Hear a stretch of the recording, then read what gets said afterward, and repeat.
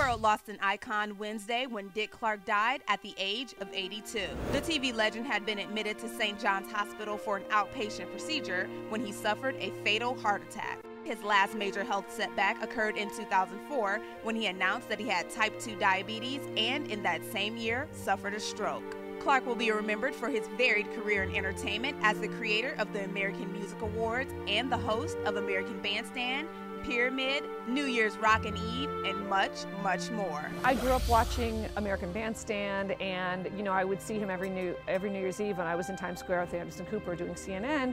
He was across the square there, doing the big show, and I met him once when I was presenting at the American Music Awards, and he was the type of guy that when you saw him in person, you couldn't believe he was real, because he had been around so long and he launched so many careers.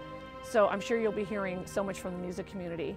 And he was one of those guys that even though he lived a long life and had a great legacy, you kind of thought he was always going to be here. So he certainly will be missed. Dick Clark was definitely a role model and someone that I looked up to. So it was tough when you think about, man, that's somebody who revolutionized television and entertainment in so many ways for him to no longer be with us.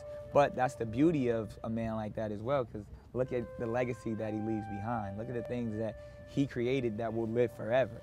And that's kind of what it's all about. That's the type of life you want. For the African American community, Dick Clark was held in high regard for allowing black musicians to come on American Bandstand at a time when it was taboo. He was also inducted into the Rock and Roll Hall of Fame in 1993. Clark leaves behind his wife, Carrie Wigton, and 3 kids. For HipHollywood.com, I'm Vanessa Barnett.